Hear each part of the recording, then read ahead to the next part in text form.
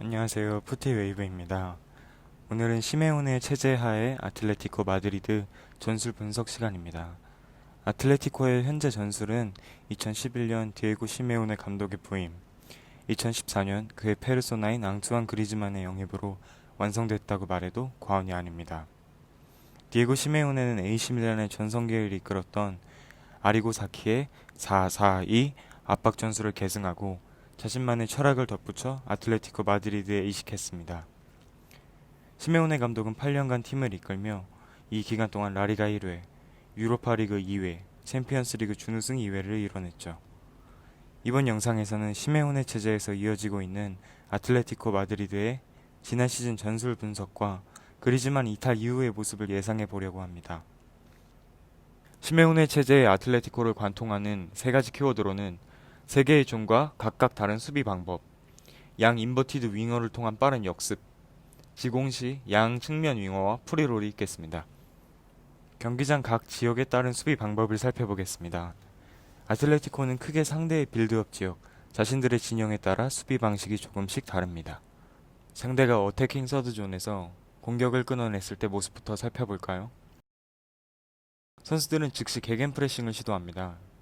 이 지역에서 볼을 가진 상대 선수와 가장 가까운 아틀레티코의 선수는 볼을 가진 상대를 압박하기 시작합니다. 주변 선수들은 사람을 압박하기보다는 가능한 패스 경로 차단에 나섭니다. 후방의 센터백 2명과 중앙 미드필더 중 1명은 안정성을 위해 개겐프레싱 존으로 가지 않고 후방을 지킵니다. 혹시 모를 역습을 방어하기 위해서죠. 이렇게 볼을 탈취해낸다면 위협적인 역습을 가할 수 있게 됩니다. 상대가 진영에서 빌드업을 하고 있을 때도 아틀레티코는 전방위적인 압박을 가합니다. 매우 높은 위치에서 이루어지는 개개분 프레싱과 달리 조금 낮은 지역에서 압박이 이루어지죠. 보통 경기장을 가로로 3분할했을 때 중간 지점인 미드필드 서드에서 일어나는 압박입니다. 투톱을 구성하는 선수들은 중앙으로 볼이 투입되지 않게 센터백을 압박합니다. 양 윙어는 상대 풀백과 근거리를 유지하며 견제합니다. 만일 상대가 이 압박을 뚫고 중앙선 부근까지 올라오면 아틀레티코는 또다시 이 팀이 자랑하는 수비 진영을 구축합니다. 2, 3선이 좁게 라인을 맞춰 두 줄 수비로 복귀하는 것이죠.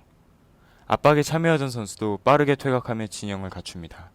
일반적인 프레싱 상황에서 상대가 이쪽 진영으로 넘어온다면 최종 수비 라인은 약간 높은 위치에서 이 진영을 구축합니다.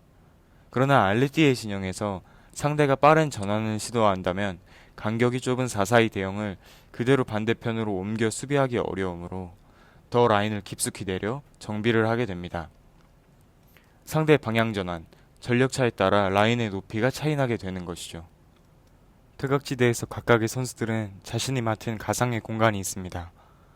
맨마킹에 따라 한 선수를 묶는 것이 아닌 자신의 지역을 커버하며 압박하고 상대가 자신의 지역에서 물러나면 다시 대형으로 복귀해 라인을 구축합니다. 일반적으로는 아틀레티코의 철통 같은 중원을 쉽사리 뚫어낼 수 없습니다. 상대는 어떻게 대응할까요? 측면으로 볼을 돌려 크로스에 의존하게 되는 것이죠. 그러나 시메오네 감독은 측면에서도 탁월한 수비 전술을 뽐냅니다. 상대가 측면에서 페네트레이션을 펼치면 풀백과 윙어가 동시에 가로막고 따라 들어가 2선 선수는 윙어가 끝까지 쫓아가 줍니다. 크로스가 올라오더라도 히메네스나 사비치, 고딘 등 제공권이 강력한 센터백들이 공을 따내게 되죠. 이럴 때 상대 입장에서 가장 효과적인 방법은 바로 사이드 체인지입니다. 애초에 좁은 간격으로 수비하는 아틀레티코 입장에서 진영을 바로 옮기기도 상당히 까다롭기 때문이죠. 이 상황을 대비하기 위해 공격수 중 1명은 방향 전환을 해줄 센터백 1명을 견제하고 반대편 윙어는 반대편 풀백을 유념합니다. 레알 마드리드가 유독 챔스에서 아틀레티코에 강했던 이유가 여기 있습니다. 지단의 레알은 빠른 방향 전환을 주무기로 삼았으며 마르셀로와 카르바알 등 기술 좋은 풀백들이 버티고 있었습니다.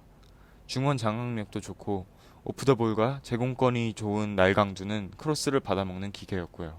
아틀레티코는 볼을 탈취하면 빠르게 역습을 시도합니다. 이때 중앙으로 좁혀 공격하는 양 윙어가 특히나 중요하죠. 양 윙어는 최대한 빠르게 하프 스페이스에 도달해야 합니다. 이들이 이 지역에서 주로 플레이를 해야 하는 이유는 첫째, 상대 센터백 둘과 1대1 싸움을 벌이는 투톱을 효과적으로 도울 수 있으므로 둘째, 올라오는 풀백들에게 바로 공을 건넬 수 있으므로 셋째, 마크가 미처 붙지 못하면 중거리 슛도 시도할 수 있기 때문입니다. 시메오네는 투톱 중 한 명을 제공권 좋고 라인 브레이킹에 능한 선수로 선호해 왔습니다. 팔카오, 디에고 코스타, 알바로 모라타, 페르난도 토레스처럼요.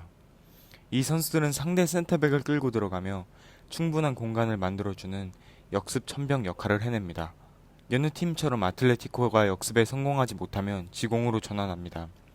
공을 뒤로 돌린 상황에서는 풀백들이 활약할 시간입니다. 중앙에서 활로를 찾지 못하는 상황에서 양 풀백은 오버래핑을 시도합니다. 상대 측면 빈 공간이 생길 때마다 풀백은 전진해 공간을 미리 점유하죠. 볼이 측면으로 향하면 중앙 미드필더, 인버티드 윙어가 가세하며 삼각형의 대형을 만들어냅니다.